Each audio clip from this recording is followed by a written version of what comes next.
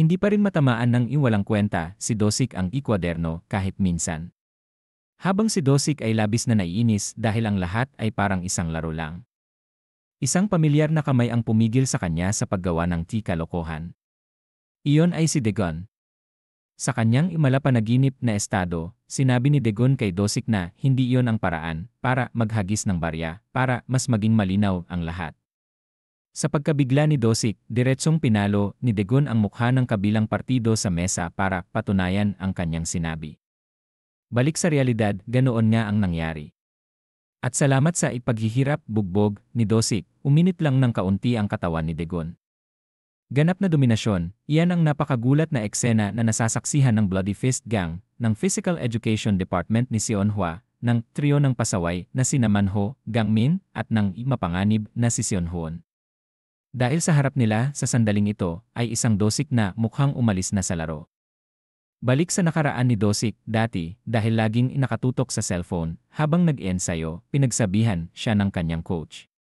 Subalit, sa halip na pakinggan ang taos-pusong payo mula sa kabilang partido at ginawang halimbawa ang mga nag-ensayo, wala lang pakialam si Dosik at sinabing anuman ang mangyari, mananalo pa rin siya sa mga nasa harap niya.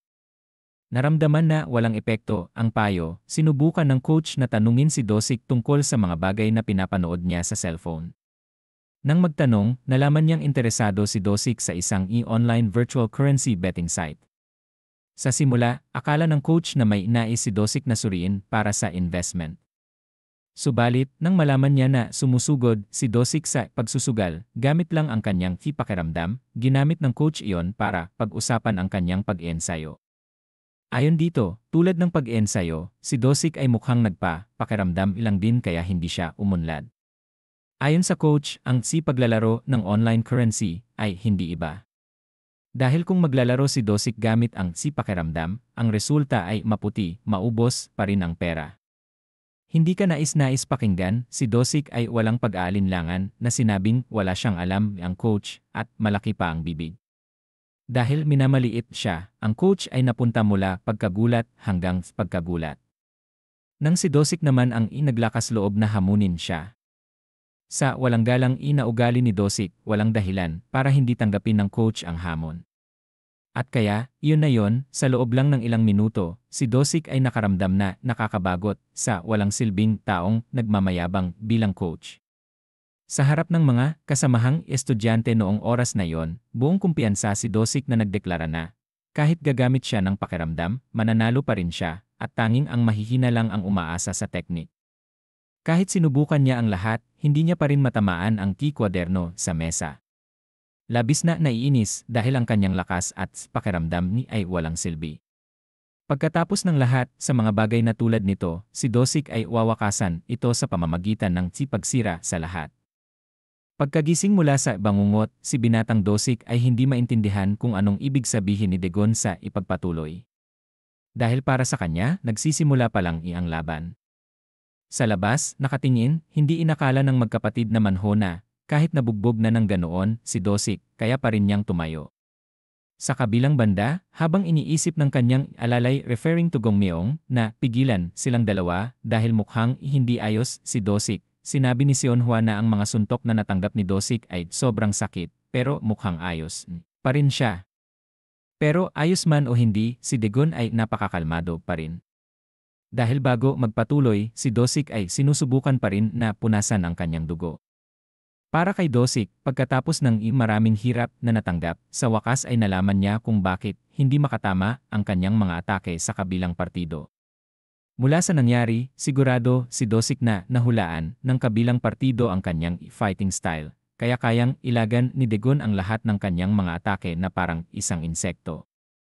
Gayunpaman, sinabi rin ni Dosik na ang kabilang partido ay sinusubukan lang linlangin or sanayin ang kanilang mga galaw sa pamamagitan ng mga butas na nilikha niya sa isang tusong paraan. Ngunit, kung ang katawan ng insekto na si Dagon ay hindi kayang sundin ang kanyang utak, paano? Ayon kay Dosik, kahit na gumawa ng lahat ng makakaya, ang isang insekto, sasabog lang ito sa kamay ng tao at mamamatay. At iyan ang pagkakaiba sa pisikal na kakayahan. Sa pilosopiyang iyan, lalong nainis si Dohi. Dahil sa mata niya, ang karapat-dapat na ituring na insekto ay si Dosik at dapat mamatay lang siya. Salungat sa isang duhi na gustong mamatay si Dosik, iniisip ni Seonhwa na mukhang mula ngayon pa lang nagsisimula ang totoong laban. Ayon sa pagkaunawa ni Seonhwa, nililimitahan ng utak ng tao ang pisikal na kakayahan para hindi bumagsak ang katawan at hindi mabaliud ang tao. Kaya ang mga likha na maaaring mapanganib sa katawan, ngunit mula doon ay makakakuha sila ng lakas at bilis na lampas sa limitasyon ng tao. Para kay Seonhwa, ang kaso ni Dosik ay pareho. Kung ang emosyon ni Dosik ay umabot sa rurok, gamit lang ang pakiramdam na gustong manalo hanggang sa huli, ipagpapalit niya ang kanyang katawan para matanggap ang isang napakatinding lakas. Pagkatapos ng lahat, itataya ni Dosik ang lahat sa biglaang pakiramdam. Sa ganitong paraan, ang iatake ni Dosik ay lalampas sa limitasyon ng tao.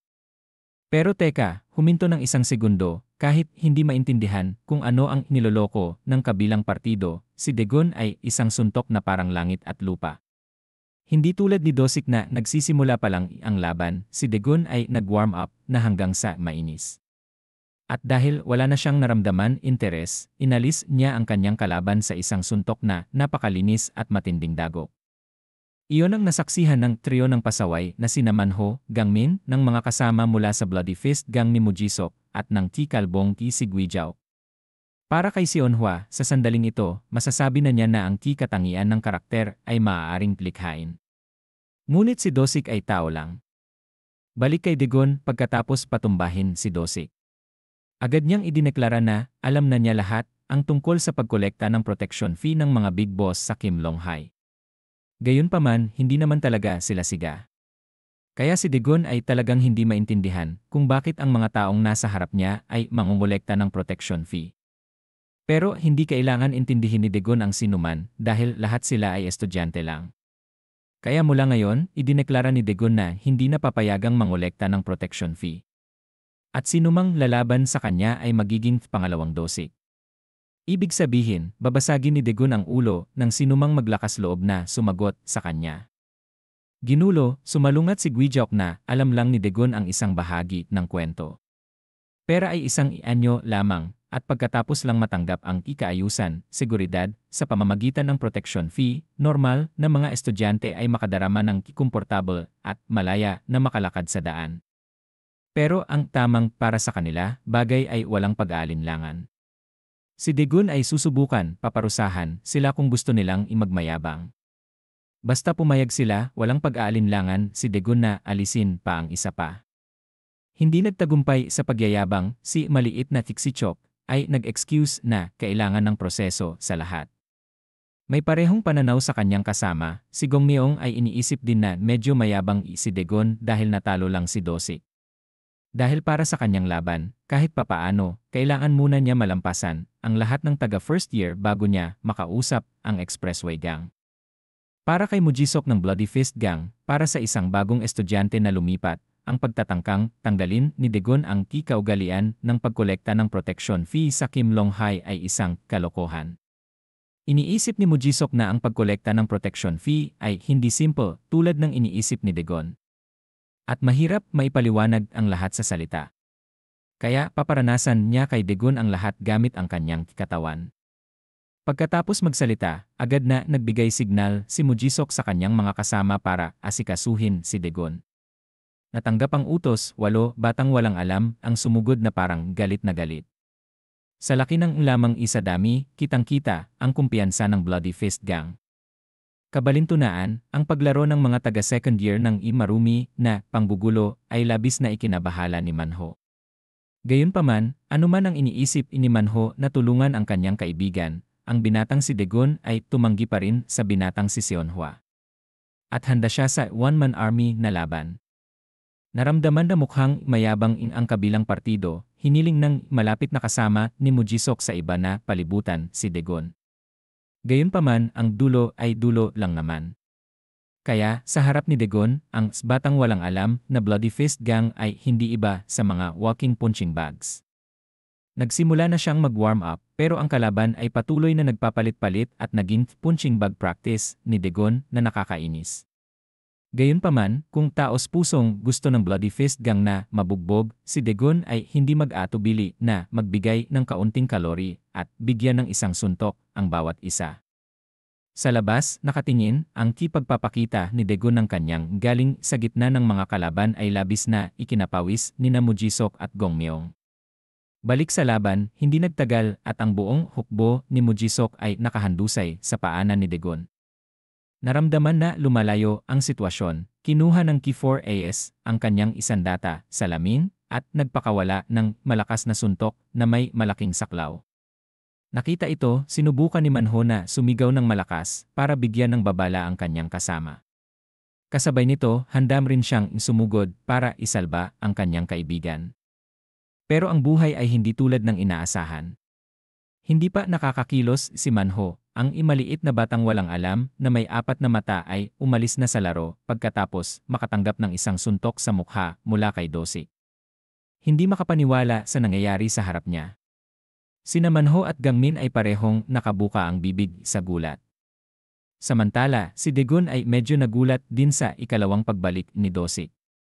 Sa kabilang banda, ang ikulot ay labis na naiinis dahil sa kabaliwan ni Dosik na mas matapang kaysa sa dugo. Sa halip na ipagpatuloy ang laban kay Dagon ayon sa plano, ang ikulot ay sumugod para makipag-away kay Dosik. At kaya, iyon na yon, dahil hindi alam ang kanyang sariling lakas, ang alalay ni Mujisok ay pinapatulog na agad sa harap ng si pinuno nito. Sa sandaling ito, tulad ni Mujisok, hindi rin maintindihan ng magkapatid na si Onhwa kung ano ang nangyari. Dahil hindi lang si Dagon, kundi maging si Dosik ay madaling natalo ang grupo ng mga kuya mula sa second year. Para kay Dosik, kahit halos umabot na siya sa limitasyon ng pagtitiis, hindi pa rin niya gusto na matapos ang lahat. Upang umatugunan ang kagustuhan ni Dosik, si Dagon ay nagpakita rin ng seryosong porma para sa huling eksena. Mula sa kanyang iobserbasyon, sinabi ni Seonhwa na ito ang unang beses na gumamit si Dagon ng ganitong klaseng porma. Hindi niya alam kung si Dagon ay isang atleta o hindi. Ngunit ang nakatayo sa tabi ni Dagon ay talagang hindi ordinaryo. Para kay Manho, sa sandaling ito, masasabi niya na lahat ng bagay na ipinapakita ni Dagon sa kanila mula noon ay biro lang. Balik sa laban, hindi alam ni Dosik kung anong pinag-uusapan ng kabilang partido. Ngunit sa kasalukuyan, ang kanyang katawan ay nababaliw sa gaan. At kung sa ganitong estado, naniniwala si Dosik na kayang-kaya niyang talunin si Dagon. Kabalintunaan, matagal na rin ang binatang si Dagon ay hindi nakipaglaban ng seryoso. Kahit naramdaman niyang inalaslasan na awa siya kay Dosik, si Dagon ay tatapusin ang solo fight nilang dalawa gamit ang isang suntok. Sa isang kisap mata sa pagkabigla ni Dosik, ang sipigura na parang baril ay dumikit sa lid niya. At pagkatapos nyon, wala na pagkatapos nyon, nang ang tunog ay parang putok ng baril na umalingaw sa buong bulwagan. Natamaan si binatang Dosik ng suntok ni Dagon. At kaya, nawala na, habang si Dagon ay wala ni isang gasgas, si binatang Dosik ay nawala ng malay at nakahandusay sa sahig. Nanonood lang si Guijaok mula sa tuktok, medyo may nakita siya na sobrang kakaiba mula kay Dagon. Sa tabi, si Mujisok ay hindi rin alam kung anong atake iyon ni Dagon, parang putok ng baril. Tulad ng katabi niya, kahit ang isang imalalim na tulad ni Seonhwon ay hindi malaman kung anong teknik ang biglaang suntok ni Dagon. Pagkatapos ng lahat, hindi inakala ni Dohina ang bangungot na si Dosik ay matatapos ng ganoon kabilis. Kabalintunaan, sa unang seryosong suntok, sigurado si Dagon na tapos na ang lahat kay Dosik. Sa isang lugar na malayo sa fighting venue, isang grupo ng mga siga ang nakakuha ng lahat ng litrato na hawak ng mga loan sharks. Sa lahat, mukhang maayos na inihanda ang lahat. Gamit ang mga litrato, kailangan lang ng ialalay ni Eut Kim na sunugin lahat iyon. Subalit, sa litrato ni Dagon, hindi niya alam kung bakit, ngunit sinubukan ng malapit na alalay ni Eut Kim na itago ito mula sa paningin ng kanyang kasama na nakapaligid. Balik sa fighting venue, nang marinig ni Dagon na tapos na talaga ang laban kay Dosik. Ang trio ng pasaway na sina Hojeong, Gimo, Gangmin, at ang Physical Education Department ni Seonhwa ay lubos na nagulat. Pero sa kasalukuyang sitwasyon, natural lang naman iyon para kay Dosik.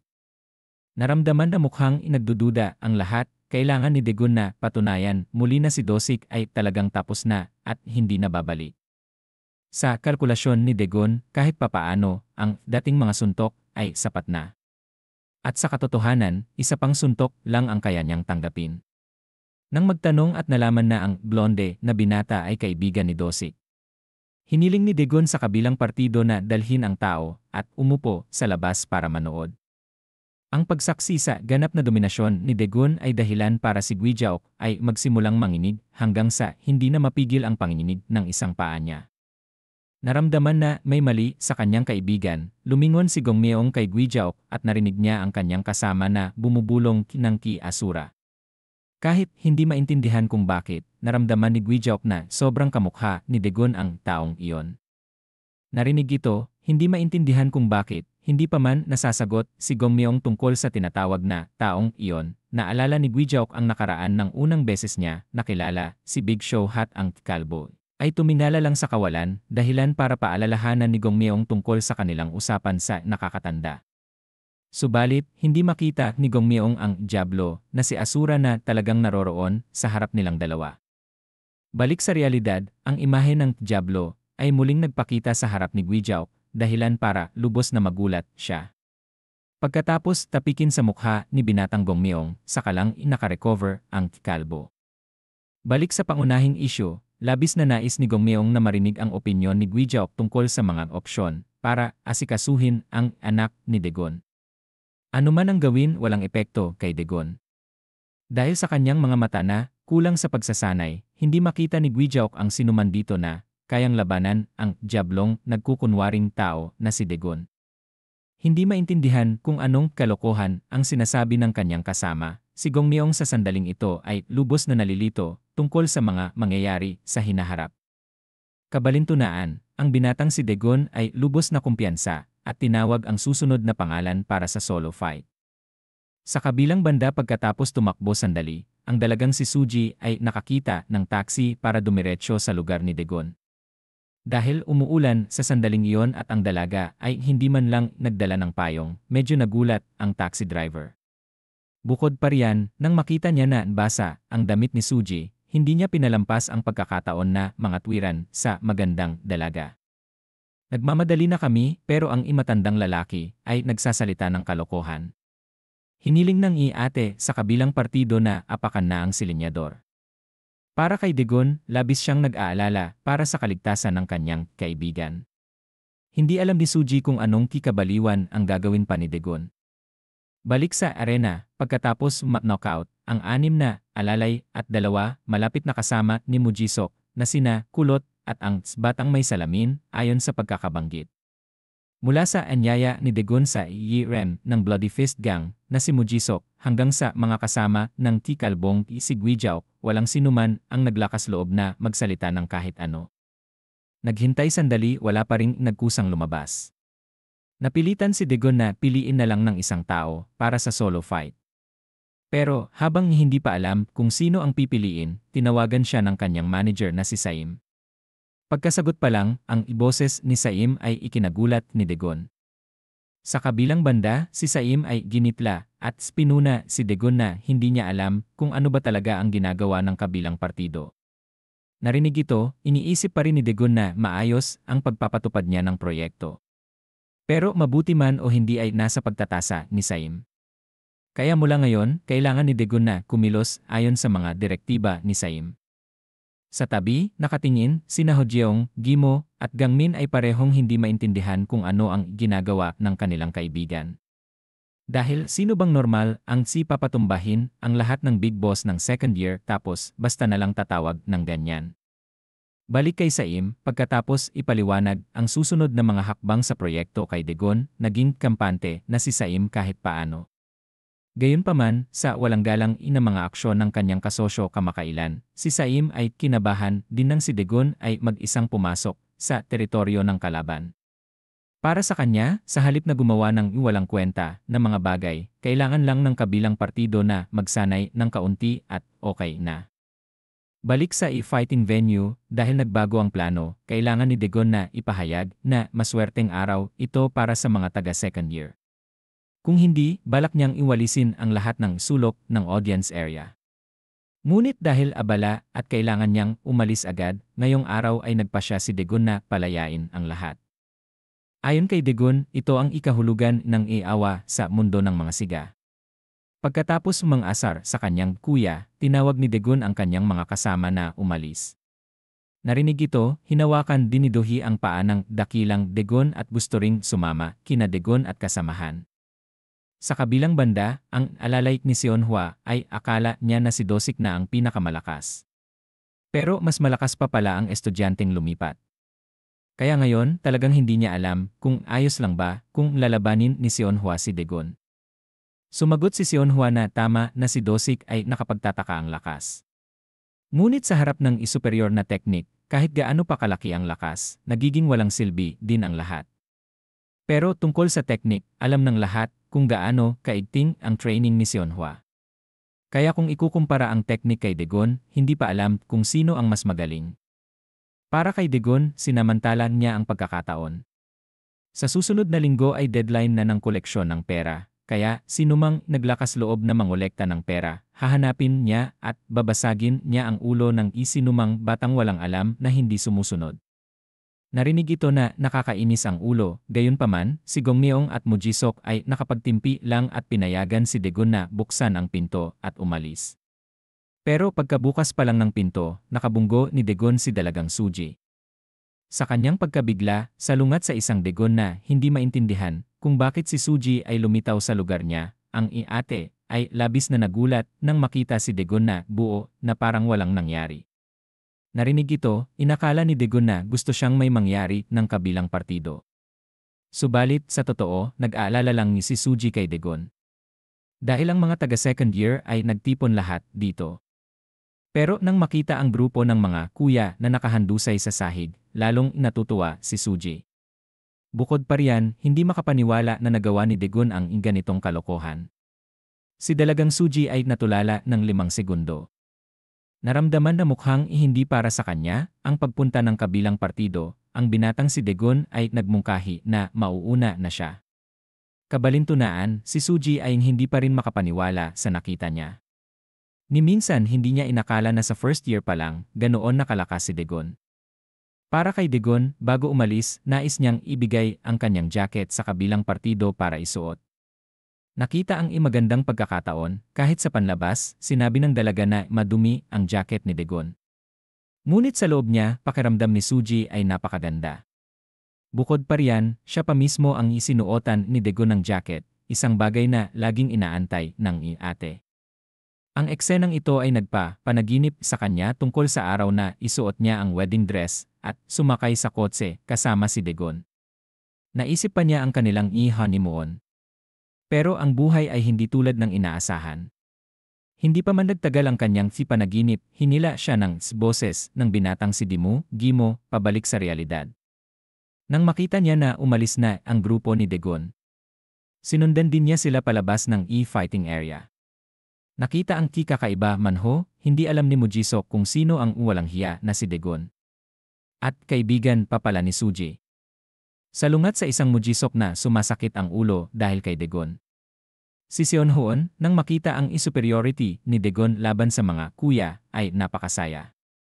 Dahil kung ang second year ay hindi kalaban ng kabilang partido, maaari lang samantalahin ni Seonhwon ang relasyon ni Dagon at Suji.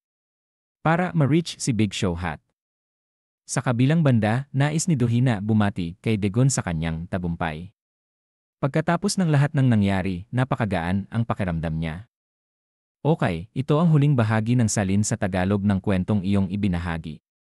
Salin sa Tagalog, bahagi 11, katapusan. Hindi pa rin matamaan ng iwalang kwenta si Dosik ang ikwaderno kahit minsan. Habang si Dosik ay labis na naiinis dahil ang lahat ay parang isang laro lang. Isang pamilyar na kamay ang pumigil sa kanya sa paggawa ng kalokohan. Iyon ay si Dagon. Sa kanyang malapanaginip na estado, sinabi ni Dagon kay Dosik na hindi iyon ang paraan para maghagis ng barya para mas maging malinaw ang lahat. Sa pagkabigla ni Dosik, diretsong pinalo ni Dagon ang mukha ng kabilang partido sa mesa para patunayan ang kanyang sinabi. Balik sa realidad, ganoon nga ang nangyari. At salamat sa ipaghihirap bugbog ni Dosik, uminit lang ng kaunti ang katawan ni Dagon. Ganap na dominasyon, iyan ang napakagulat na eksena na nasasaksihan ng Bloody Fist Gang, ng Physical Education Department ni Seonhwa, ng trio ng pasaway na sina Manho, Gangmin, at ng mapanganib na si Seonhwon. Dahil sa harap nila sa sandaling ito ay isang Dosik na mukhang umalis na sa laro. Balik sa nakaraan ni Dosik dati dahil laging nakatutok sa cellphone habang nag-ensayo, pinagsabihan siya ng kanyang coach. Subalit, sa halip na pakinggan ang taos-pusong payo mula sa kabilang partido at ginawang halimbawa ang mga nag-ensayo, wala lang pakialam si Dosik at sinabing anuman ang mangyari, mananalo pa rin siya sa mga nasa harap niya. Naramdaman na walang epekto ang payo, sinubukan ng coach na tanungin si Dosik tungkol sa mga bagay na pinapanood niya sa cellphone. Nang magtanong, nalaman niyang interesado si Dosik sa isang e-online virtual currency betting site. Sa simula, akala ng coach na may nais si Dosik na suriin para sa investment. Subalit, nang malaman niya na sumusugod si Dosik sa pagsusugal, gamit lang ang kanyang pakiramdam, ginamit ng coach iyon para pag-usapan ang kanyang pag-ensayo. Ayon dito, tulad ng pag-ensayo, si Dosik ay mukhang pakiramdam ilang din kaya hindi siya umunlad. Ayon sa coach, ang paglalaro ng online currency ay hindi iba. Dahil kung maglalaro si Dosik gamit ang pakiramdam, ang resulta ay maputi, maubos pa rin ang pera. Hindi ka nais-nais pakinggan, si Dosik ay walang pag-aalinlangan na sinabing wala siyang alam ang coach at malaki pa ang bibig. Dahil minamaliit siya, ang coach ay napunta mula pagkagulat hanggang pagkagulat. Nang si Dosik naman ang inaglakas loob na hamunin siya. Sa walang galang inaugali ni Dosik, walang dahilan para hindi tanggapin ng coach ang hamon. At kaya, iyon na yon, sa loob lang ng ilang minuto, si Dosik ay nakaramdam na nakakabagot sa walang silbing taong nagmamayabang bilang coach. Sa harap ng mga kasamahang estudyante noong oras na yon, buong kumpiyansa si Dosik na nagdeklara na, kahit gagamit siya ng pakiramdam, mananalo pa rin siya, at tanging ang mahihina lang ang umaasa sa teknik. Kahit sinubukan niya ang lahat, hindi niya pa rin matamaan ang kwaderno sa mesa. Labis na naiinis dahil ang kanyang lakas at pakiramdam ni ay walang silbi. Pagkatapos ng lahat sa mga bagay na tulad nito, si Dosik ay wawakasan ito sa pamamagitan ng pagsira sa lahat. Pagkagising mula sa bangungot, si binatang Dosik ay hindi maintindihan kung anong ibig sabihin ni Dagon sa ipagpatuloy. Dahil para sa kanya, nagsisimula pa lang ang laban. Sa labas, nakatingin, hindi inakala ng magkapatid na Manho na, kahit nabugbog na ng ganoon, si Dosik, kaya pa rin niyang tumayo. Sa kabilang banda, habang iniisip ng kanyang alalay referring to Gongmyong, na pigilan silang dalawa dahil mukhang hindi ayos si Dosik, sinabi ni Seonhwa na ang mga suntok na natanggap ni Dosik ay sobrang sakit, pero mukhang ayos pa rin siya. Pero ayos man o hindi, si Dagon ay napakakalmado pa rin. Dahil bago magpatuloy, si Dosik ay sinusubukan pa rin na punasan ang kanyang dugo. Para kay Dosik, pagkatapos ng maraming hirap na natanggap, sa wakas ay nalaman niya kung bakit hindi makatama ang kanyang mga atake sa kabilang partido. Mula sa nangyari, sigurado si Dosik na nahulaan ng kabilang partido ang kanyang fighting style, kaya kayang ilagan ni Dagon ang lahat ng kanyang mga atake na parang isang insekto. Gayunpaman, sinabi rin ni Dosik na ang kabilang partido ay sinusubukan lang linlangin or sanayin ang kanilang mga galaw sa pamamagitan ng mga butas na nilikha niya sa isang tusong paraan. Ngunit, kung ang katawan ng insekto na si Dagon ay hindi kayang sundin ang kanyang utak, paano? Ayon kay Dosik, kahit na gumawa ng lahat ng makakaya, ang isang insekto, sasabog lang ito sa kamay ng tao at mamamatay. At iyan ang pagkakaiba sa pisikal na kakayahan. Sa pilosopiyang iyan, lalong nainis si Dohi. Dahil sa mata niya, ang karapat-dapat na ituring na insekto ay si Dosik at dapat mamatay lang siya. Salungat sa isang Dohi na gustong mamatay si Dosik, iniisip ni Seonhwa na mukhang mula ngayon pa lang nagsisimula ang totoong laban. Ayon sa pagkaunawa ni Seonhwa, nililimitahan ng utak ng tao ang pisikal na kakayahan para hindi bumagsak ang katawan at hindi mabaliud ang tao. Kaya ang mga likha na maaaring mapanganib sa katawan, ngunit mula doon ay makakakuha sila ng lakas at bilis na lampas sa limitasyon ng tao. Para kay Seonhwa, ang kaso ni Dosik ay pareho. Kung ang emosyon ni Dosik ay umabot sa rurok, gamit lang ang pakiramdam na gustong manalo hanggang sa huli, ipagpapalit niya ang kanyang katawan para matanggap ang isang napakatinding lakas. Pagkatapos ng lahat, itataya ni Dosik ang lahat sa biglaang pakiramdam. Sa ganitong paraan, ang iatake ni Dosik ay lalampas sa limitasyon ng tao. Pero teka, huminto ng isang segundo, kahit hindi maintindihan kung ano ang niloloko ng kabilang partido, si Dagon ay isang suntok na parang langit at lupa. Hindi tulad ni Dosik na nagsisimula pa lang ang laban, si Dagon ay nag-warm up na hanggang sa mainis. At dahil wala na siyang naramdaman interes, inalis niya ang kanyang kalaban sa isang suntok na napakalinis at matinding dagok. Iyon ang nasaksihan ng trio ng pasaway na sina Manho, Gangmin, ng mga kasama mula sa Bloody Fist Gang ni Mujisok, at ng Ti Kalbong Ki si Guijao.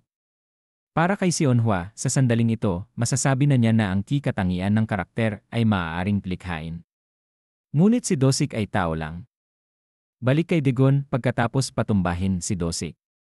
Agad niyang idineklara na alam na niya lahat ang tungkol sa pagkolekta ng protection fee ng mga big boss sa Kim Long-hai. Gayunpaman, hindi naman talaga sila siga. Kaya si Dagon ay talagang hindi maintindihan kung bakit ang mga taong nasa harap niya ay mangongolekta ng protection fee. Pero hindi kailangan intindihin ni Dagon ang sinuman dahil lahat sila ay estudyante lang. Kaya mula ngayon, idineklara ni Dagon na hindi na papayagang mangolekta ng protection fee. At sinumang lalaban sa kanya ay magiging pangalawang Dosik. Ibig sabihin, babasagin ni Dagon ang ulo ng sinumang maglakas loob na sumagot sa kanya. Ginulo, sumalungat si Guijok na alam lang ni Dagon ang isang bahagi ng kwento. Pera ay isang ianyo lamang, at pagkatapos lang matanggap ang ikaayusan, seguridad, sa pamamagitan ng protection fee, normal na mga estudyante ay makadarama ng komportable at malaya na makalakad sa daan. Pero ang tamang para sa kanila, bagay ay walang pag-aalinlangan. Si Dagon ay susubukan, paparusahan sila kung gusto nilang imagmayabang. Basta pumayag sila, walang pag-aalinlangan si Dagon na alisin pa ang isa pa. Hindi nagtagumpay sa pagyayabang, si maliit na Tixichok ay nag-excuse na kailangan ng proseso sa lahat. May parehong pananaw sa kanyang kasama, si Gongmyong ay iniisip din na medyo mayabang si Dagon dahil natalo lang si Dosik. Dahil para sa kanyang laban, kahit papaano, kailangan muna niya malampasan ang lahat ng taga-first year bago niya makausap ang Expressway Gang. Para kay Mujisok ng Bloody Fist Gang, para sa isang bagong estudyante na lumipat, ang pagtatangkang tanggalin ni Dagon ang kaugalian ng pagkolekta ng protection fee sa Kim Long-hai ay isang kalokohan. Iniisip ni Mujisok na ang pagkolekta ng protection fee ay hindi simple tulad ng iniisip ni Dagon. At mahirap maipaliwanag ang lahat sa salita. Kaya paparanasan niya kay Dagon ang lahat gamit ang kanyang katawan. Pagkatapos magsalita, agad na nagbigay signal ni Mujisok sa kanyang mga kasama para asikasuhin si Dagon. Natanggap ang utos, 8 batang walang alam ang sumugod na parang galit na galit. Sa laki ng lamang isa dami, kitang-kita ang kumpiyansa ng Bloody Fist Gang. Kabalintunaan, ang paglaro ng mga taga-second year ng Imarumi na panggugulo ay labis na ikinabahala ni Manho. Gayunpaman, anuman ang iniisip ni Manho na tulungan ang kanyang kaibigan, ang binatang si Dagon ay tumanggi pa rin sa binatang si Sionhua. At handa siya sa one-man army na laban. Naramdaman na mukhang mayabang ang kabilang partido, hiniling ng malapit na kasama ni Mujisok sa iba na palibutan si Dagon. Gayunpaman, ang dulo ay dulo lang naman. Kaya, sa harap ni Dagon, ang batang walang alam na Bloody Fist Gang ay hindi iba sa mga walking punching bags. Nagsimula na siyang mag-warm up, pero ang kalaban ay patuloy na nagpapalit-palit at naging punching bag practice ni Dagon na nakakainis. Gayunpaman, kung taos-pusong gusto ng Bloody Fist Gang na mabugbog, si Dagon ay hindi mag-atubili na magbigay ng kaunting kalori at bigyan ng isang suntok ang bawat isa. Sa labas, nakatingin, ang pagpapakita ni Dagon ng kanyang galing sa gitna ng mga kalaban ay labis na ikinapawis ni Mujisok at Gongmyong. Balik sa laban, hindi nagtagal at ang buong hukbo ni Mujisok ay nakahandusay sa paanan ni Dagon. Naramdaman na lumalayo ang sitwasyon, kinuha ng Ki-4AS ang kanyang isandata, salamin, at nagpakawala ng malakas na suntok na may malaking saklaw. Nakita ito, sinubukan ni Manho na sumigaw ng malakas para bigyan ng babala ang kanyang kasama. Kasabay nito, handam rin siyang sumugod para isalba ang kanyang kaibigan. Pero ang buhay ay hindi tulad ng inaasahan. Hindi pa nakakakilos si Manho, ang imaliit na batang walang alam na may 4 na mata ay umalis na sa laro pagkatapos makatanggap ng isang suntok sa mukha mula kay Dosik. Hindi makapaniwala sa nangyari sa harap niya. Sina Manho at Gangmin ay parehong nakabuka ang bibig sa gulat. Samantala, si Dagon ay medyo nagulat din sa ikalawang pagbalik ni Dosik. Sa kabilang banda, ang ikulot ay labis na naiinis dahil sa kabaliwan ni Dosik na mas matapang kaysa sa dugo. Sa halip na ipagpatuloy ang laban kay Dagon ayon sa plano, ang ikulot ay sumugod para makipag-away kay Dosik. At kaya, iyon na yon, dahil hindi alam ang kanyang sariling lakas, ang alalay ni Mujisok ay pinapatulog na agad sa harap ng si pinuno nito. Sa sandaling ito, tulad ni Mujisok, hindi rin maintindihan ng magkapatid na si Onhwa kung ano ang nangyari. Dahil hindi lang si Dagon, kundi maging si Dosik ay madaling natalo ang grupo ng mga kuya mula sa second year. Para kay Dosik, kahit halos umabot na siya sa limitasyon ng pagtitiis, hindi pa rin niya gusto na matapos ang lahat. Upang umatugunan ang kagustuhan ni Dosik, si Dagon ay nagpakita rin ng seryosong porma para sa huling eksena. Mula sa kanyang iobserbasyon, sinabi ni si Onhwa na ito ang unang beses na gumamit si Dagon ng ganitong klaseng porma. Hindi niya alam kung si Dagon ay isang atleta o hindi. Ngunit ang nakatayo sa tabi ni Dagon ay talagang hindi ordinaryo. Para kay Manho, sa sandaling ito, masasabi niya na lahat ng bagay na ipinapakita ni Dagon sa kanila mula noon ay biro lang. Balik sa laban, hindi alam ni Dosik kung anong pinag-uusapan ng kabilang partido. Ngunit sa kasalukuyan, ang kanyang katawan ay nababaliw sa gaan. At kung sa ganitong estado, naniniwala si Dosik na kayang-kaya niyang talunin si Dagon. Kabalintunaan, matagal na rin ang binatang si Dagon ay hindi nakipaglaban ng seryoso. Kahit naramdaman niyang inalaslasan na awa siya kay Dosik, si Dagon ay tatapusin ang solo fight nilang dalawa gamit ang isang suntok. Sa isang kisap mata sa pagkabigla ni Dosik, ang si figura na parang baril ay dumikit sa lid niya. At pagkatapos nyon, wala na pagkatapos nyon, nang ang tunog ay parang putok ng baril na umalingaw sa buong bulwagan. Natamaan si binatang Dosik ng suntok ni Dagon. At kaya, nawala na, habang si Dagon ay wala ni isang dasgas, si binatang Dosik ay nawala ng malay at nakahandusay sa sahig. Nanonood lang si Guijaok mula sa tuktok, medyo may nakita siya na sobrang kakaiba mula kay Dagon.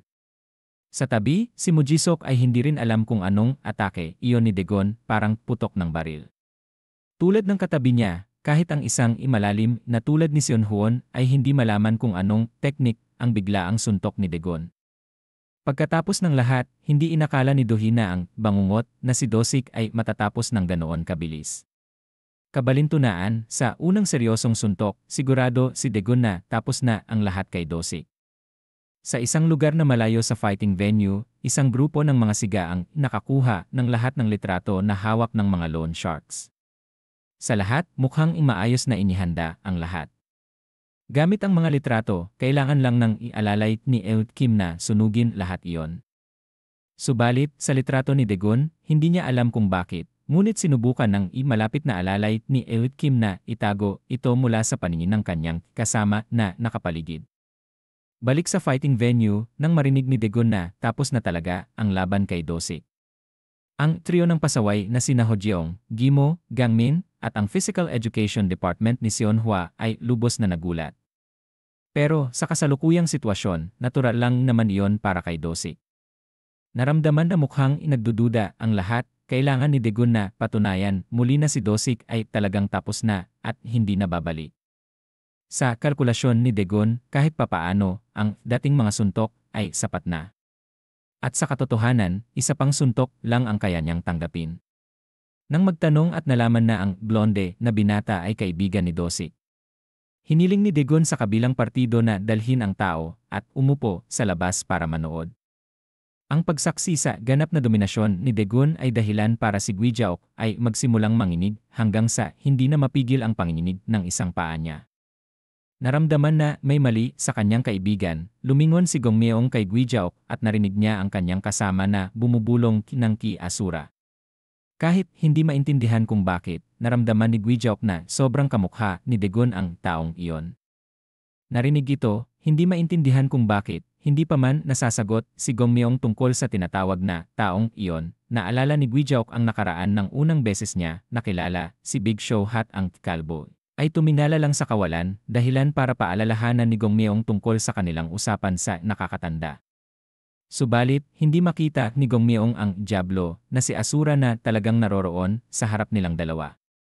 Balik sa realidad, ang imahe ng Diablo ay muling nagpakita sa harap ni Guijaok, dahilan para lubos na magulat siya.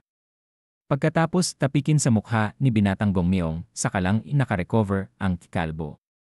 Balik sa pangunahing isyu, labis na nais ni Gong Myeong na marinig ang opinyon ni Guijaok tungkol sa mga opsyon para asikasuhin ang anak ni Dagon. Ano man ang gawin, walang epekto kay Dagon.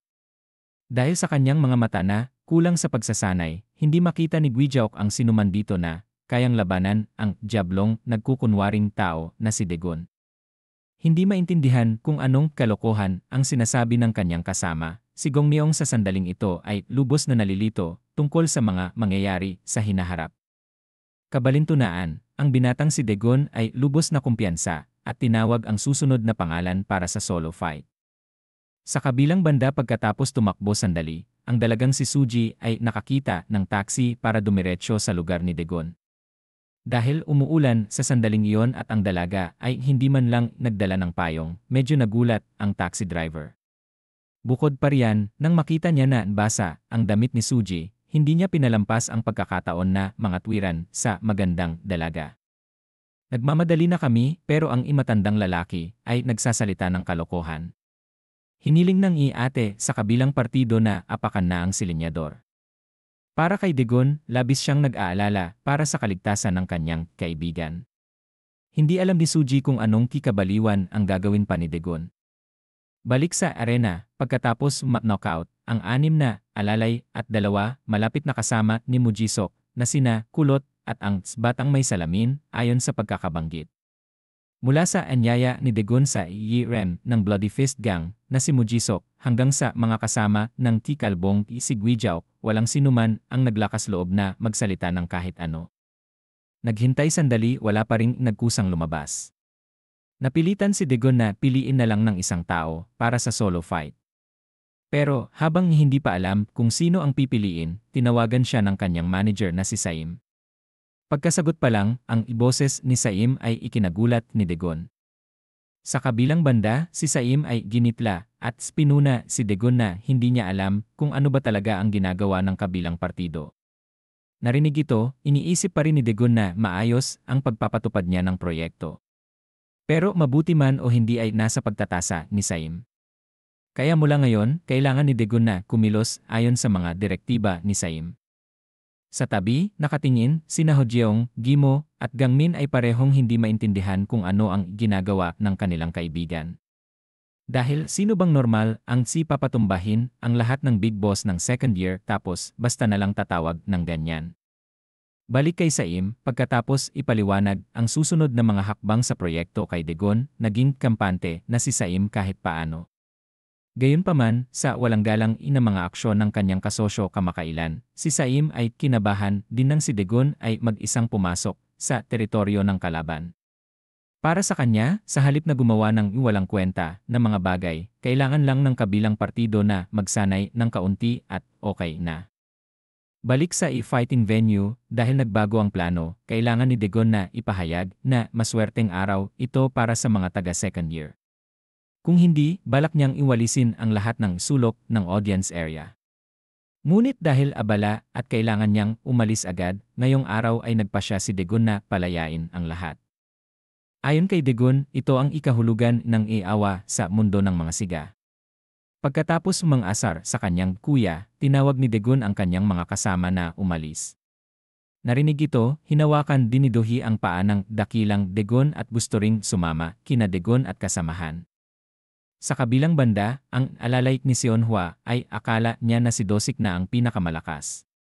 Pero mas malakas pa pala ang estudyanteng lumipat. Kaya ngayon talagang hindi niya alam kung ayos lang ba kung lalabanin ni Seonhwa si Dagon. Sumagot si Seonhwa na tama na si Dosik ay nakapagtataka ang lakas. Ngunit sa harap ng superior na teknik, kahit gaano pa kalaki ang lakas, nagiging walang silbi din ang lahat. Pero tungkol sa teknik, alam ng lahat kung gaano kaigting ang training ni Seonhwa. Kaya kung ikukumpara ang teknik kay Daegon, hindi pa alam kung sino ang mas magaling. Para kay Daegon, sinamantala niya ang pagkakataon. Sa susunod na linggo ay deadline na ng koleksyon ng pera, kaya sinumang naglakas loob na mangolekta ng pera, hahanapin niya at babasagin niya ang ulo ng isinumang batang walang alam na hindi sumusunod. Narinig ito na nakakainis ang ulo, gayunpaman, si Gongmyeong at Moo Ji-sok ay nakapagtimpi lang at pinayagan si Daegon na buksan ang pinto at umalis. Pero pagkabukas pa lang ng pinto, nakabunggo ni Daegon si Dalagang Suji. Sa kanyang pagkabigla, salungat sa isang Daegon na hindi maintindihan kung bakit si Suji ay lumitaw sa lugar niya, ang ate ay labis na nagulat nang makita si Daegon na buo na parang walang nangyari. Narinig ito, inakala ni Daegon na gusto siyang may mangyari ng kabilang partido. Subalit sa totoo, nag-aalala lang ni si Suji kay Daegon. Dahil ang mga taga second year ay nagtipon lahat dito. Pero nang makita ang grupo ng mga kuya na nakahandusay sa sahig, lalong natutuwa si Suji. Bukod pa riyan, hindi makapaniwala na nagawa ni Daegon ang ganitong kalokohan. Si Dalagang Suji ay natulala ng 5 segundo. Naramdaman na mukhang hindi para sa kanya ang pagpunta ng kabilang partido, ang binatang si Daegon ay nagmungkahi na mauuna na siya. Kabalintunaan, si Suji ay hindi pa rin makapaniwala sa nakita niya. Ni minsan hindi niya inakala na sa first year pa lang, ganoon nakalakas si Daegon. Para kay Daegon, bago umalis, nais niyang ibigay ang kanyang jacket sa kabilang partido para isuot. Nakita ang magandang pagkakataon, kahit sa panlabas, sinabi ng dalaga na madumi ang jacket ni Daegon. Ngunit sa loob niya, pakiramdam ni Suji ay napakaganda. Bukod pa riyan, siya pa mismo ang isinuotan ni Daegon ng jacket, isang bagay na laging inaantay ng ate. Ang eksenang ito ay panaginip sa kanya tungkol sa araw na isuot niya ang wedding dress at sumakay sa kotse kasama si Daegon. Naisip pa niya ang kanilang honeymoon. Pero ang buhay ay hindi tulad ng inaasahan. Hindi pa man nagtagal ang kanyang panaginip, hinila siya ng boses ng binatang si Gimo, pabalik sa realidad. Nang makita niya na umalis na ang grupo ni Daegon, sinundan din niya sila palabas ng fighting area. Nakita ang kakaiba manho, hindi alam ni Moo Ji-sok kung sino ang walang hiya na si Daegon. At kaibigan pa pala ni Suji. Salungat sa isang Moo Ji-sok na sumasakit ang ulo dahil kay Daegon. Si Seonhwa, nang makita ang superiority ni Daegon laban sa mga kuya, ay napakasaya. Dahil kung ang second year ay hindi kalaban ng kabilang partido, maaari lang samantalahin ni Seonhwa ang relasyon ni Daegon at Suji. Para ma-reach si Big Show Hat. Sa kabilang banda, nais ni Dohina bumati kay Daegon sa kanyang tagumpay. Pagkatapos ng lahat ng nangyari, napakagaan ang pakiramdam niya.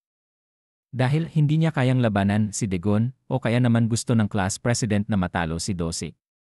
Nairita, sinubukan ng class president ng class 1 tandang bawas 8 na mambola si Dosik, sinasabing napakagwapo niya at malakas pa.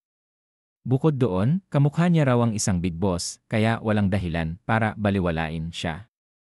Pinuri, ngunit sinuklian ni Dosik ang pagpuri sa pamamagitan ng pagbuhos ng coke sa ulo ng kabilang partido. Sinabi niya na hindi niya gusto ang masyadong matamis. Bukod pa riyan, hindi rin niya gusto ang Coke Zero dahil sobrang peke ng lasa, tulad ng panloloko ng class president. Sa tabi, ang class president na nabuhusan ng soft drink sa ulo ay kawawa, pero bahala na. Ang mga babae ay patuloy pa rin na nagtitiktok para kumita ng views.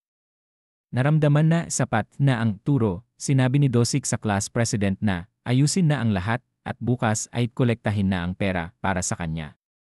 Dahil anuman ang mangyari, kailangan ni Dosik ng pera para mabayaran si Daegon. Sa kabilang banda, sa class 1 tandang bawas 5, dahil napatunayan na ang lakas ni Daegon. Kaya hindi tulad ni Dosik, si Binatang Gisok ay labis na nag-aalala tungkol sa posibilidad na kailangan niyang harapin si Daegon. Kabalintunaan, kung si Gisok ay hindi mangungolekta ng pera at magpapakitang natatakot, mawawala lahat ang mga pinaghirapan ni Gisok. Habang si Gisok ay nag-aalinlangan, ang kanyang kaibigan ay ipinakita sa kanya ang isang jacket na bagay sa kanya. Sa simula, medyo natakot si Gisok dahil sa presyo ng jacket. Ngunit nang marinig niya ang kanyang kaibigan na sinasabing malapit na siyang kumita, dahil sa pagiging mayabang, naglaas loob si Gisok at humingi sa kabilang partido ng si pangalan or link ni Dosik, si Cho. Tungkol naman sa problema kay Dagon, sa sandaling ito, si Gisok ay umaasa na lang sa kakayahan ni Seonhwon. Speaking of Seonhwon, sa class isa tandang bawas siyam, nang lumapit ang class vice president para magtanong tungkol sa pagkolekta ng pera at nag-alok na tumulong kung abala si Seonhwon. Ang ni T-Ren ng class isa tandang bawas siyam ay ngumiti at sinabing kahit labis siyang nagpapasalamat, ang pagkolekta ng pera ay trabaho ng class president. Tungkol naman sa pagkolekta ng protection fee, ang class isa tandang bawas siyam ay hindi mangungulekta. Kinabukasan, ang class president ng class isa tandang bawas 8 ay lumapit at tinanggap ang alok ni Dohee na huwag nang mangolekta ng pera. Sa kasalukuyang sitwasyon, si Dosik ang isusunod na target ni Dagon. Tungkol naman sa ipatuloy na pagmamahal sa sarili ni Donggu, depende na lang iyon sa mood ni Dagon. Sa kabilang banda, mukhang tinatawagan ni Dosik ang isang tao para magreklamo tungkol sa nakakainis na bagong estudyante. Gayunpaman, hindi na niya kailangan na lumitaw ang kabilang partido at kumpiyansa siya na makakahanap siya ng paraan para harapin si Dagon. Habang nakikipag-usap sa telepono, ang biglaang pagdating ni Seonhwon ay ikinagulat ni Dosik. Nang magtanong, nalaman niyang si Seonhwon ay nagdududa tungkol sa taong kinakausap ni Dosik. Ngunit sa halip na sumagot, si Dosik ay nagpakita ng pagkairita sa panghihimasok ni Seonhwon. At walang dahilan para sabihin niya kay Seonhwon ang kanyang usapan. Nakita na mukhang ayaw makipag-share ang nasa harap niya, ngumiti si Seonhwon at humingi ng paumanhin, sinasabing akala niya malapit na sila dahil pareho sila ng nararamdaman or paborito, kaya nagtaka lang siya. At sinamantala niya ang pagkakataon na tanungin kung imaayos ba ang pagkolekta ng pera ni Dosik. Ang pagkolekta naman ng pera ni Seonhwon ay maayos at madali. Sumagot si Dosik na medyo maayos naman ang pagkolekta ng pera. Gayunpaman, medyo nagtataka pa rin siya kung inaasikaso na ni Seonhwon si Dagon. Narinig ito, buong kumpiyansa, si Seonhwon na nagsabi na pwedeng maging kampante si Dosik dahil malinaw ang plano kaya mamumuhay pa rin sila gaya ng dati. Bukod pa riyan, si Dagon ay hindi na makakagawa ng kahit ano ngayon. Sa kabilang banda, sa class isa tandang bawas isa, si Dohee ay nag-report kay Dagon tungkol sa pagpapatuloy ni binatang Dosik sa pagkolekta ng pera. Narinig ito, naramdaman ni Dagon na gustong bugbugin ang kabilang partido. At dahil nangungulekta pa rin si Dosik, kukunin ni Dagon ang tenga ng kabilang partido gaya ng sinabi niya dati. Balik sa class isa tandang bawas 8, si binatang Donggu ay patuloy pa rin na pinupuri ang sarili. Sa harap ng class president, sinasabing sa ganoong kagwapuhan, siguradong sisikat siya at magiging idol. Gusto na siyang isuntukin, ngunit sa panlabas, pinuri pa rin ng class president ang blonde na binata para maiwasan na mabugbog. Pinuri, lalo pang inakala ng binatang Donggu na napakasikat niya. Pinuri pa niya ang kabilang partido na, kahit pangit, may mata naman sa pagpili. Sa kanyang ilusyon, ang blonde na binata ay nagpakita pa ng pagtataka. Bakit hindi siya pinupuri ng mga babae na gwapo siya at hindi niya alam kung sila ay may matinding loob dahil kayang pigilan ang sarili sa pagpuri. Narinig ito, kahit galit na galit siya sa kanyang isipan, patuloy pa rin ng class president na purihin ang blonde na binata na parang nakakita ng ginto. Nakita ang dalawa na nagtatalo nagmumunologe, ang mga babae ay naubusan ng salita sa kayabangan ni Donggu. Gayunpaman, medyo naawa din sila sa class president dahil kung inasa sitwasyon sila ng kabilang partido, mas gugustuhin nilang mabugbog kaysa mambola ang isang mayabang inatulad ni Donggu. Sa kabilang banda, ang blonde na binata ay patuloy pa rin na nagtanong kung alin sa kanyang mukha ang pinakamaganda para sa kabilang partido. Narinig ito, nataranta ang class president at sinabing lahat ay pangit. Pagkasabi pa lang, napagtanto agad ng class president ng class isa tandang bawas 8 na medyo sumusobra na ang kanyang bibig. Pero mabuti na lang, ang imaliit na batang walang alam na si Donggu ay hindi naintindihan na siya ang tinutukoy ng kabilang partido kaya nakaligtas ang class president. Sakto namang sa oras na ito, si Dagon ay dumating din para pagbayarin si Dosik. Nakita ito habang ang blonde na binata ay hindi alam kung anong isadya ng kabilang partido. Ang class president ay labis na natuwa sa pagdating ni Degon. Para kay Degon, nang marinig niya ang mga babae na sinasabing wala si Dosik sa class isa tandang bawas 8 at hindi nila alam kung kailan babalik.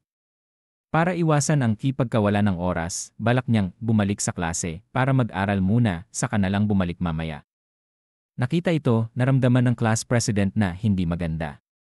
Dahil nais pa rin Yushin, referring to class president, na harapin ni Degon ang blonde na binata bago siya umalis. Hindi tulad ng class president, ang mga babae ay labis na nagtataka nang makita ang gwapong lalaki. Hindi nila alam kung si Degon ay naghahanda na bang maging idol o TikToker. Maging kahit na si Degon ay tumanggi pa rin, ang short-haired na babae ay patuloy pa rin na humihingi ng pabor sa kabilang partido na tulungan siya sa isang TikTok video para kumita ng views. Sa likod, ang kilos ng kanyang kaklase ay lalong nagdududa kay Donggun Donggu. Kabalintunaan, ang class president ay nakita ito bilang i-oportunidad para magpadelay at maghintay na dumating si Dosik. Gayunpaman, sa pagtanggi ni Degon, kahit sa magandang ibabae, kinuha na ng class president ang ihuling baraha sa pagkabigla ni Degon. Diretsahan na sinabi ng class president sa blonde na binata na pangit at mukhang may sakit, may problema, pero sumusugod at nagpapakita ng galing. Kaya na-stress na rin siya. Narinig ito habang ang mga girly girls ay inaabangan ang drama, ang binatang si Donggu ay tumahimik sandali tapos biglang tumawa na parang baliw. Naramdaman na hindi sapat ang mga sinabi, nagpatuloy ang class president sa pang-aasar, sinasabing hindi naman siya lugar para mag-self-serve, kaya bakit nagsa-self-serve ang kabilang partido. At hindi pa rin nagpakunwari pa na idol. Biruan man o ano, ganitong biro ay hindi nakakatuwa. Ang binatang si Donggu ay nakabangbang mode. Pero ganoon, mas lalo pang gusto ng class president na mang-asar at sinabing dapat magpakatotoo lang ang kabilang partido. Nairita, ang blonde na binata ay hindi na napigil ang galit at sumugod para sugurin ang class president. Sa panlabas, kahit tinapaktapakan na parang aso, ang class president ng class isa tandang bawas 8 ay labis na masaya. Dahil basta tiisin lang ng kaunti ang sakit, tutulungan din siya ni Degon. Pero ang tao ang inagplano, ang Diyos ang ikumilos, kahit na ang class president ay nabugbog ng husto, si Degon ay nakatayo lang at walang ginawa.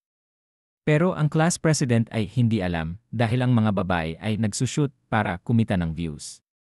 Kaya kahit gustong tumulong, mahihirapan si Degon na makialam. Gayunpaman, hindi kayang kipabayaan ni Degon. Kaya, una sa lahat, sasabihan ni Degon ang blonde na binata na huminto. Nakita na malapit ng magkadrama, ang mga girly girls ay sinamantala rin ang pagkakataon na i-zoom in kay Degon. Kahit alam niya na medyo sumobra ang sinabi ng class president. Ngunit hindi niya inakala na tama ang ginagawa ng blonde na binata. Habang naiinis, bigla na lang siyang inangaral ni Degon. Bukod pa riyan, si Donggun Donggu ay nilait pa ng mga babae ng ikinuara kay Degon. Kaya, dahil sa ipagiging mayabang, ang imaliit na batang walang alam na blonde ay nag-switch sa mapangahas na mode at hinawakan sa kwelyo si Degon. At sinabing hindi naman kagwapuhan si Degon kaya naglakas loob siyang makialam sa kanya. Kaya naman, habang lalo pang na-excite ang mga babae, si Degon ay nagsimulang sumeryoso at sinabing tingnan ang mukha at tingnan ang hugis, si Donggun Donggu ay mukhang sinusubukan lang na magmayabang dahil may mga babae. Dahil hindi magandang kumilos, nagbabala si Degon na ito ang huling pagkakataon na mabait siya. Kaya maging maingat si Donggun Donggu at umupo na para sa susunod na klase kung ayaw niyang mapahiya sa harap ng mga babae. Inkasa ang kamay hanggang sa hindi makapiglas, ngunit ang blonde na binata ay patuloy pa rin na nagmamayabang sa harap ng mga babae. Kaya sa halip na tanggapin ang alok ni Degon, ang imaliit na batang walang alam na si Donggun Donggu ay nagpakawala ng kanyang malakas na sipa. At kaya iyon na yon. Gamit ang kanyang i-reflex, nagawa ni Degon na palihisin ang bibig ni Donggun Donggu sa ibang direksyon. Nagkataon, salamat sa kanyang imalakas na pag-ihi, spitting, nahulog ng short-haired na babae ang kanyang cellphone sa sahig.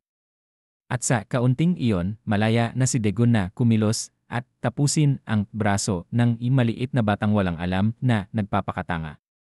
Natamaan, hindi na nakayanan ng blonde na binata at humandusay agad sa harap ni Dagon. Nakita ito, habang ang class president ay medyo nagulat sa malakas na suntok ni Dagon, ang mga girly girls naman ay labis na nagsisisi dahil hindi nila na-shoot ang nakakakilig na suntok ng igwapong lalaki. Sakto namang sa oras na ito, bumalik na si Dosik sa class 1-8. Sa kaguluhang nasa harap niya, ang binatang si Dosik ay medyo nagtaka kung anong ginagawa ni Dagon sa kanyang teritoryo. Narinig ito, alam ni Dagon na ang kabilang partido ay Yi Ren ng class 1-8 at si Dosik ay mukhang hindi nakadalo sa fighting venue noong nakaraang araw. Para kay Dosik, nang makita niya ang bugbog na mukha ng class president at binatang si Donggu, agad siyang nagduda na si Dagon ang may gawa. Sumagot si Dagon na hindi masyadong alintana at sinabing anuman ang gusto mong isipin, bahala ka. Naramdaman na mukhang may hindi pagkakaintindihan sa dalawang panig, ang dalawang girly girls ay nagpaliwanag na sinaktan si class president ni binatang Donggu. Kaya walang kinalaman si Dagon. Mukhang tama, si Dosik ay ayaw kusang gumawa ng gulo kaya pinumpasa na lang. Gayunpaman, medyo nagtaka pa rin siya kung bakit pumunta ang kabilang partido sa kanya. Sumagot si Dagon na mayroon siyang alok para kay Dosik. Kaya ngayon, nais niyang makahanap ng lugar na tahimik para mag-usap. Mukhang may mali, dati pa narinig na niya si Seonhwon na sinasabing naasikaso na niya ang magandang pretty boy na si Dagon. Ngayon, si Dagon naman ang pumunta para magbigay ng alok. Napagtanto ni Dosik sa sandaling ito na naloko siya ng matatamis na salita ni Seonhwon. Sa kabilang banda, sa library ng paaralan, ang binatang si Seonhwon ay hinanap din si Dohee.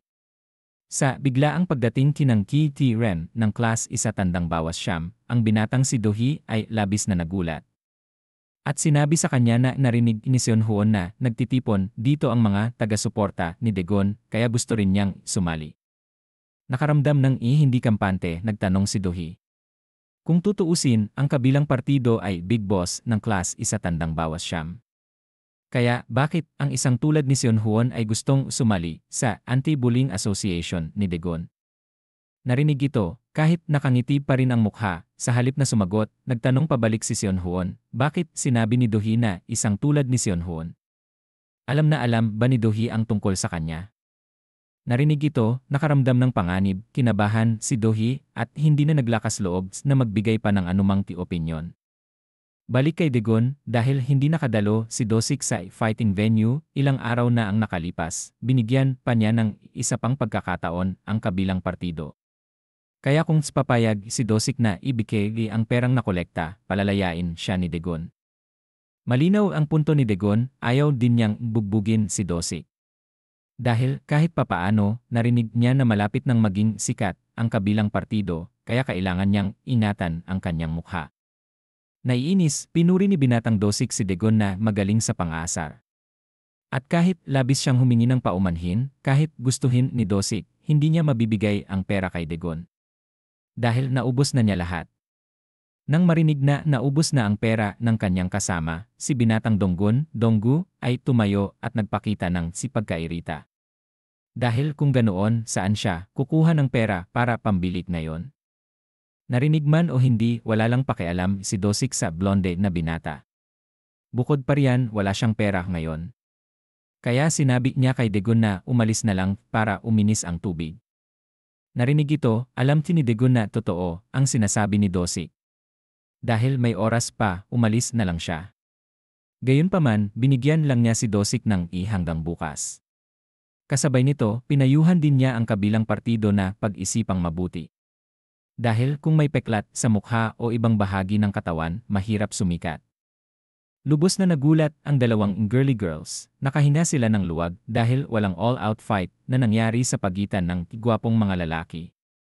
Pero ang buhay ay hindi tulad ng inaasahan. Binaliwala ang babala ni Dagon. Desidido ang binatang si Dosik na hawakan ang pera sa pamamagitan ng pag-atake kay binatang Dagon mula sa likod. Bago ang reflex ni Dagon na ilagan, nagawa ni Dosik na ipagpatuloy ang kanyang key combo. Sa isang ngisi pa na nakatutok sa ulo ng kalaban kahit na nasalo ito ni Dagon. Gusto pa rin ni Dosik na patunayan sa lahat na hindi siya madaling matalo tulad ng iniisip ng marami.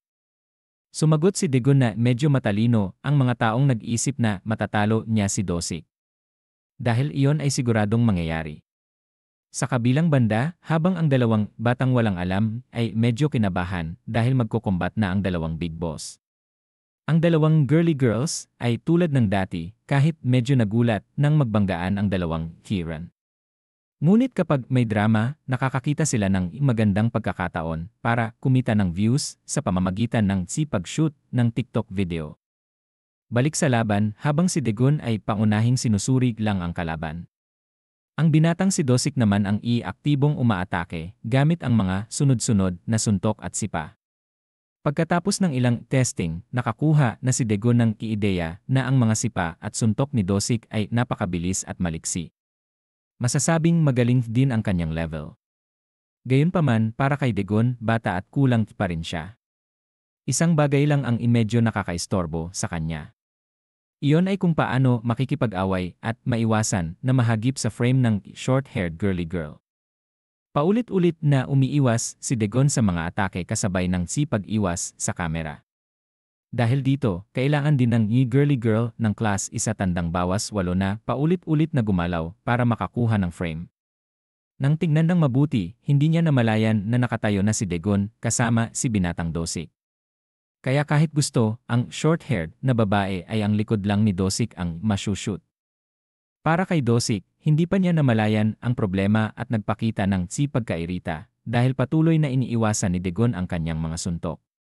Kahit sobrang bilis na ng kanyang pagpapakawala ng atake. Sa tabi, nakatingin ang binatang si Donggu ay sinusuportahan ang Big Boss. Kasabay nito, hinila rin niya ang class president para makisigaw kasama niya.